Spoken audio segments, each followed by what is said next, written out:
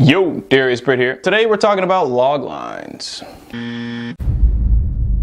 So a logline is a summary of your script, screenplay, or movie, and it can be anywhere from 25 to 50 words. This 1 to 2 sentence summary of your movie should be very clear, concise, and captivating. When you tell your friends and family you're working on a movie or a new script or a screenplay and they say, "Really, what's it about?" That would be a perfect scenario where you'd use a logline. There's nothing worse than trying to explain your idea to somebody and you either get tongue-tied, can't find the right words, or you bounce around all over your story trying not to leave something out, and you either confuse your audience or you bore them. We mainly use these little suckers for 3 reasons. 1, it's a very powerful marketing tool used to grab the attention of others. For example, a screenwriter would use a logline to hook agents and producers into reading their script. 2, if you use a logline in the writing process, it can really help keep your writing focused. And 3, loglines are a great way to pitch your idea to friends and family to see if you have something worth writing before you actually spend the time writing it. Throw your logline out there on the table and then gauge by people's reactions to see if your idea is actually interesting or if it's only interesting to you. Ideally, you should come up with a logline for your idea or concept before you write your screenplay, treatment, or synopsis for the reasons I just mentioned,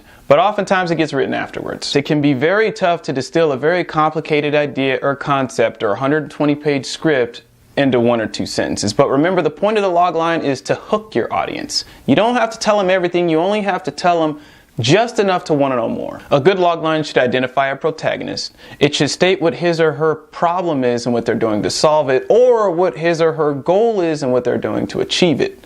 It should also identify an antagonist or a main source of conflict or an obstacle to them achieving that goal or solving that problem, and it should convey genre. When you're writing your logline, don't use names. Names have absolutely no intrinsic value because we don't know who these people are. Instead, tell us something about the character, like what they do. For example, instead of using a name, you'd say a car mechanic or an aircraft pilot or a ghost hunter. Blah, blah, blah, blah, blah. When you're describing your main character, throw an adjective in there. It gives us a much better sense of who they are, and it also helps if it's something ironic to the story. For instance, a squeamish ghost hunter, or a jaded car mechanic, or an alcoholic ex-superhero, yada, yada, yada, yada, yada. Your protagonist should have a very clear goal or objective in your logline. This is the backbone of your whole story. If your protag doesn't have a very clear goal or objective in your logline, then they probably won't or don't have a clear goal or objective in your script. And this is an early indication that your script probably needs a little attention. As far as conveying genre, it's pretty simple. If it's a comedy, it should be funny. If it's a horror, it should be horrific. If it's a thriller, it should be thrilling. If you can incorporate the stakes or a ticking time bomb into your logline, even better. These devices create a sense of urgency. For example, a jaded car mechanic must fix a mafia lord's getaway car in 24 hours or the mafia will kill his family. The ticking time bomb, the 24-hour countdown. The stakes,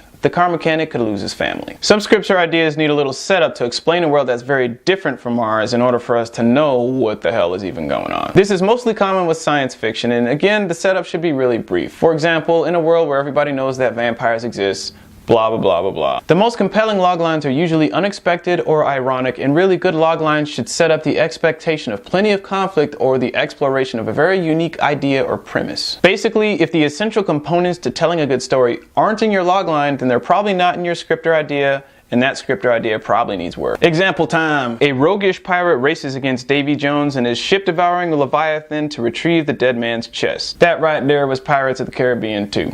In this case, Davy Jones, it's okay to name drop because he's an historical figure that pretty much everybody knows for the most part, that has an intrinsic value to it. A high-powered surgeon wrongfully accused of murdering his wife sets out to find the real killer, the one-armed man. That was The Fugitive. This would be the perfect example of a fascinating twist or hook. A guy is finding a killer who has one arm. Both of these examples identify a protagonist, describe the protagonist with an adjective, state the goal, and identify the antagonist or opposing force. Let's do one more. After a twister transports a lonely Kansas farm girl to a magical land, she sets out on a dangerous journey to find a wizard with the power to send her home. This logline has a setup to it. After a twister transports a lonely Kansas farm girl to a magical land. For anybody who has seen The Wizard of Oz, it's pretty obvious why you'd need a setup. Notice there's no mention of the Wicked Witch or the many friends that she meets along the way. You don't have to tell them everything, you just have to hook them and leave them wanting more. If they want to know more, guess what they gotta do? ask you questions about your idea, or read your screenplay. There's a whole art to writing log lines, and it takes practice to get good at it. When you're trying to boil down a complex script or idea into a really clear, concise, and compelling log line, it could take a while. It could take weeks. Some ideas lend themselves well to writing a log line. The stakes and the hooks are so compelling and obvious that you could write it in a day. In others, not so much. You want it to be effective, and in order to do that, it takes time to get the wording just right. Me personally, I've fallen into the habit of not even writing a script based off of an idea if I can't really come up with a compelling log line that grabs your attention, because it's an early indication for me that the idea is probably not as good as I thought it was. And there's no right or wrong, that's just what I do. There are some people that don't come up with log lines for their stuff at all. When you're in the actual scripting process, it's not uncommon for your story or your characters to evolve or change. Revisit your log line and rework on that puppy and make sure you have it ready to go. When I was working on my feature film, in the actual writing process of it, I must have changed the log line at least 3 or 4 times. And then after we shot it and edited it and it was almost done, it changed 2 more times. It could be tough to